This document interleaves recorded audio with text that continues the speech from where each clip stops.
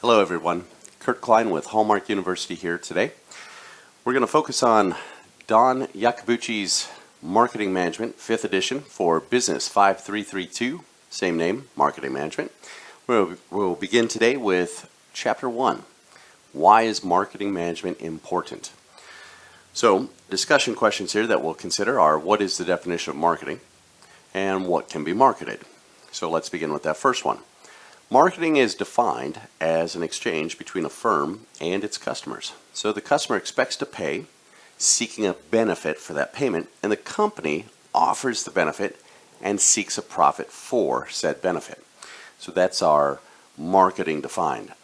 What can we market? Great question. We can market goods, services, people, places, things, events, information, entire industries, the beef industry, pork industry, that sort of thing. So very little cannot be marketed, right? The evolution of the modern marketing. When we think of evolution, we want to focus on where do we start, right? So the product production orientation, focus on building a better gadget. My gadget's better than this gadget, this is a better mousetrap, that sort of thing. Sales orientation, another way of marketing. Focus on convincing the customer that your product works best for them. Choosy moms choose Jif, right? That's a sales orientation to a certain degree. Customer orientation focuses on identifying customers' wants before formulating attractive solutions. So that's kind of a solution-based sales approach. The next things we should consider, discussion questions number 2 here. Which orientation do you think would most likely lead to an exchange? Are you one of those folks that would, if we go back at the evolution of modern marketing, are you a product production orientation type of person? Would that work for you? Would that get you to exchange your money for that thing? Is the better gadget simply what drives you? Must you have the newest iPhone, the newest Android, the newest gadget? Or is it a sales orientation? Can somebody convince you that sure enough, what they have to offer totally works best for you in particular? Or do you need kind of a solution?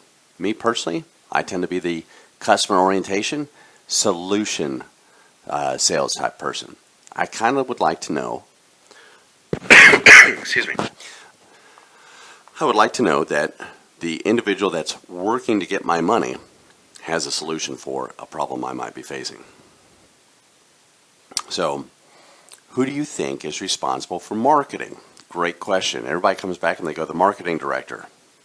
Well, possibly. But marketing and customer satisfaction is everyone's responsibility within a firm. That's something that you need to keep in mind. Who is responsible for marketing? The answer is everyone. Marketing should permeate the firm, from accounting and finance to sales to research and development. You name it. Your customer service folks should be all about marketing. Okay. The reasons to measure marketing success.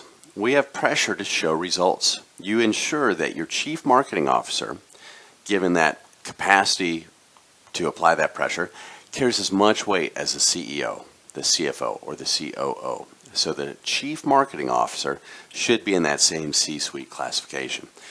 So when we think about measuring marketing success, something that we want to focus on is quantifying the results when possible. Now, when we look at social media platforms, quantifying results is very simple. How many click-throughs did you get?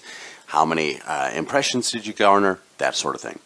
But when we think about it, sometimes the effectiveness of marketing programs is super easy to quantify, and sometimes it's very difficult.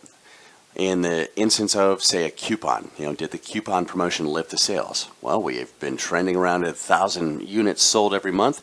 We offered this particular coupon. We saw a bump of 250, which is a 25% increase in our sales this month. Now, when we look at that and we go, gosh, the percentage of sales increased, definitely it worked. Okay, but we had to put 2 million coupons out to get that 250. Now, did it work? Chances are the question's no. The answer is no. Did the direct mail campaign increase web usage? So if you normally get 70,000 visits per month, and this month, because of our direct mail campaign, we saw an increase of 20,000, we can look back and say that's a terrific increase. But then the next question you should ask is, well, how many mailers did you send out? Well, we canvassed the entire San Antonio Metroplex. That's 1 million plus, 2 million people. and we got 20,000 increase in our web traffic. Return on investment, probably not so great, but it can be quantified. That's the idea. However, sometimes the effectiveness is not easy to quantify, right? Was the segmentation study effective? Yeah, it's kind of difficult to quantify segmentation in a market. Did the advertising campaign increase sales? Advertising is one of those things where when you look at it, it's difficult to quantify because great advertising is geared toward long-term brand building, not short-term results.